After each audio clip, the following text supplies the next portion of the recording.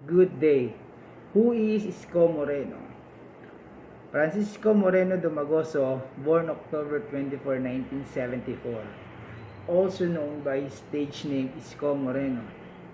Moreno is the only child of Joaquin Copias Domagoso and Rosario Moreno. At the age of 10.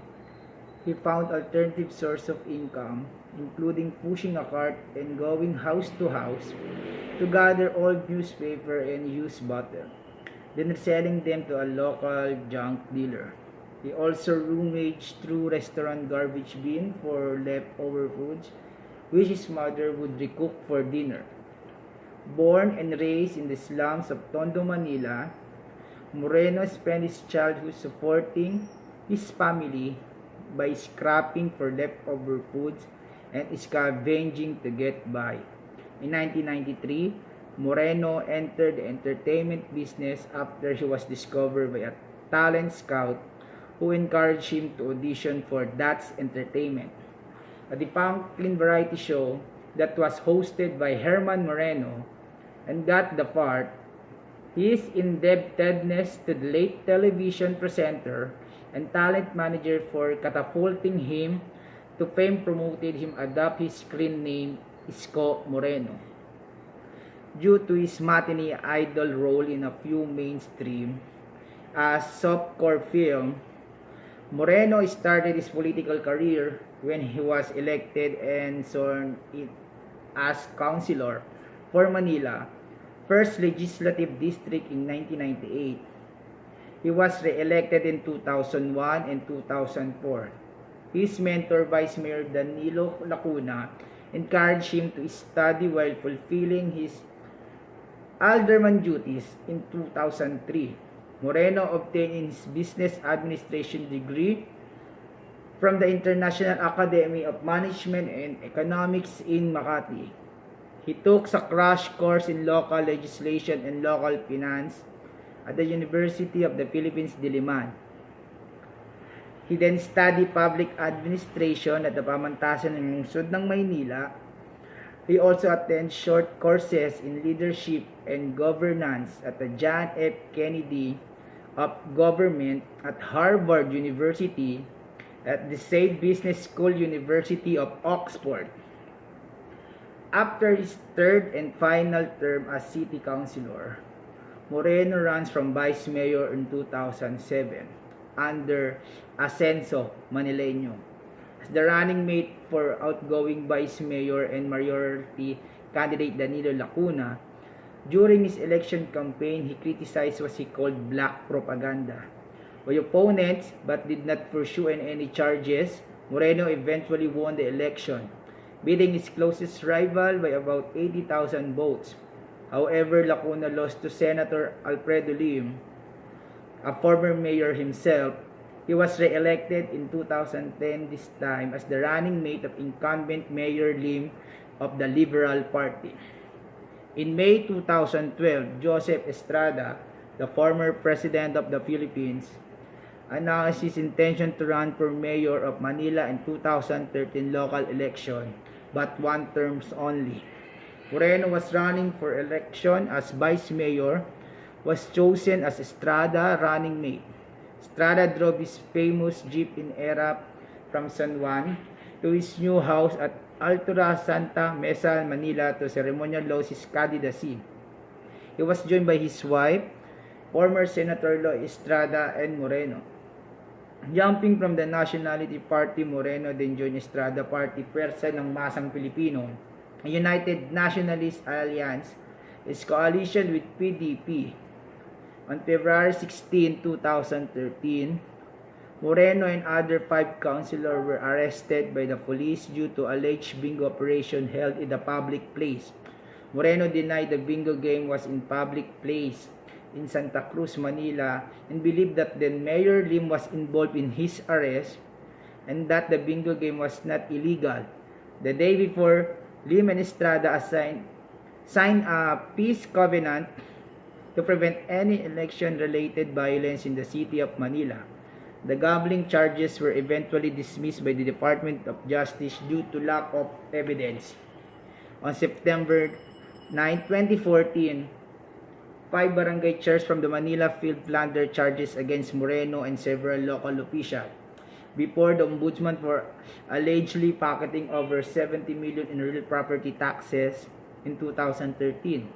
Moreno denied this as politically motivated, explaining the Barangay 128, a barangay in Tondo, Manila, mentioned in the complaint covers Smoky Mountain and that the disbursement of funds from barangay without citizen and officials such as year 246 was a normal proceeding. He was successfully re-elected in 2013 with Estrada beating Lim as the new mayor of Manila in 2015.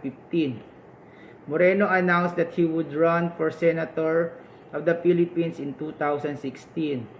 He was named to the senatorial slate of presidential candidate and Senator Grace Po, Partido Galing at Puso, coalition, and as an adopted senatorial candidate of Senator Bongbong Marcos, who was then running for vice president. He lost in his bid, placing 16 overall. His term as vice mayor of Manila ended on June 30, 2016. He was succeeded by Hani Lacuna in July 2017. President Rodrigo Duterte appointed Moreno as chairman of the board of the North Luzon Railways Corporation, North Rail. Moreno resigned from the post in 2017. In May 2018, Moreno was appointed by Duterte as Undersecretary for Luzon Affairs at the Department of Social Welfare and Development. On October 11, 2018, he officially resigned from this post to run for mayor of Manila in the 2019 election. Moreno currently serves as the mayor of Manila, beginning his tenure in 2019. In the local election, he garnered more than 50% of the votes, defeating former Mayor Estrada and Lim. Moreno declared his presidential bid in the upcoming 2022 election with physician and online personality Willie Ong serving as his vice presidential running mate and Lito Banayo as his campaign manager. Banayo was President Rodrigo Duterte campaign manager in 2016. Following the announcement, Ong left the Lakas CMD party to join Moreno Action Democratico, identified as a populist similar to President Rodrigo Duterte.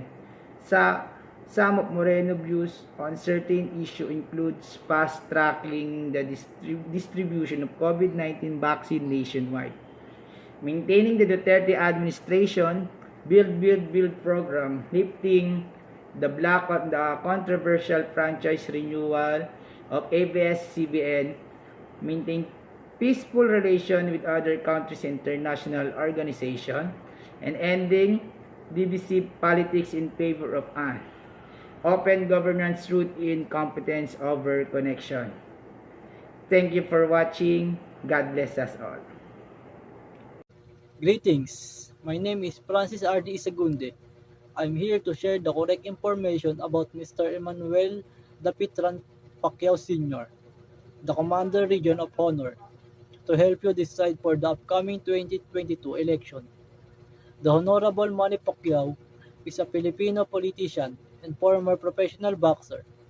His nickname is PacMan. He is regarded as one of the greatest professional boxers of all time. He has been serving as a senator of the Philippines since 2016. Pacquiao entered politics in 2010 when he was elected as the representative of Sarangani. He held this post for 6 years until he was elected and assumed office as a senator in 2016. He became the president of his party, PDP Laban, in 2020, which is disputed in 2021. And on September 19, 2021, Pacquiao officially declared his candidacy in the 2022 Philippines presidential election. His plan to expand his politics career led to his retirement from professional boxing 10 days later. There are positive and negative actions that may change the perspective of other people to vote for him or not. During a CNN interview, former boxing champion turned Senator Manny Pacquiao says he will seek corruption charges against some of his former political allies within the Duterte's government if he will win the Philippines presidential election next year. Speaking to CNN in an interview on November 11, the presidential candidate said he planned to investigate some member of President Rodrigo Duterte's outgoing administration. All those corruptions officials should be jailed, he said. That the only way that we can have economic growth in our country because that cancer this country the hindrance of development. Just like any other politician, Mr. Manny Pacquiao is having issue during the campaign period. According to the Interpreter 2021, is a conservative and evangelical Christian, both of which have guided his policy and decision-making throughout most of his term. The senator's actions have aligned with the wishes of the president. According to the Quirinet, Mr. Manny Pacquiao helped persecute Senator and Duterte critics Laila de Lima. He defended Paulo Duterte, the president's son, from allegations of illegal drug trafficking. He supports the return of the death penalty, a Duterte campaign promise. He also labeled homosexual worse than animal.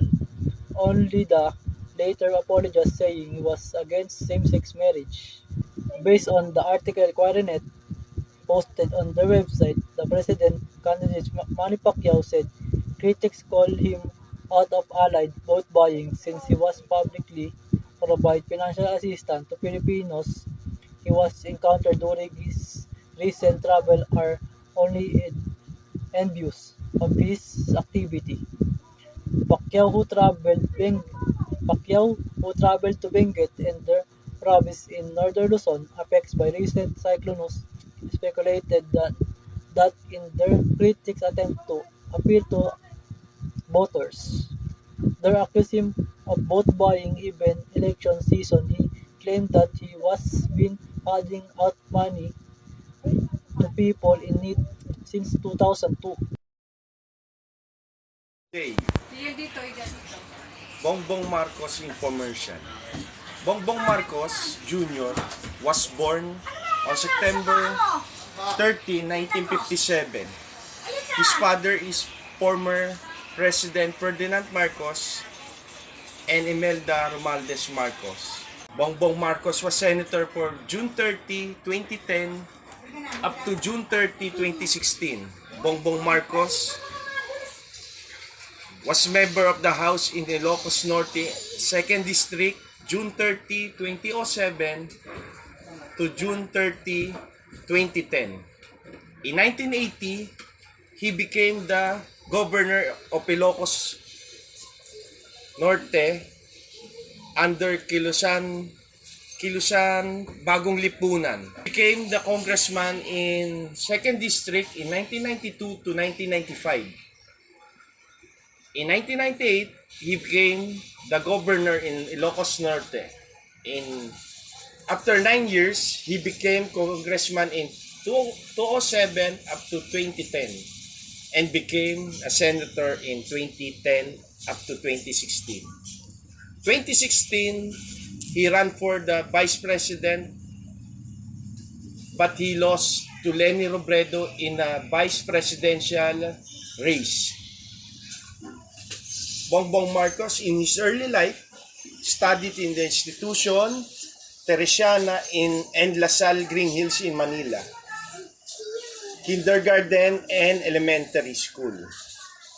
In 1970, he flew to England to study at Worth School, all boys Benedictine institution. Then he enrolled at St. Edmund Hall, Oxford. Politics, philosophy, and economics is his major. He made the windmill in his homeland in Ilocos Norte. when he is congressman. The windmill purpose is to get low bills in electric bills in his homeland. He was the chairman of Senate Committee and Local Government and Public Works. He also chaired the Oversight Committee on the Autonomous Region in Muslim Mindanao and Committee in Barangay Affairs.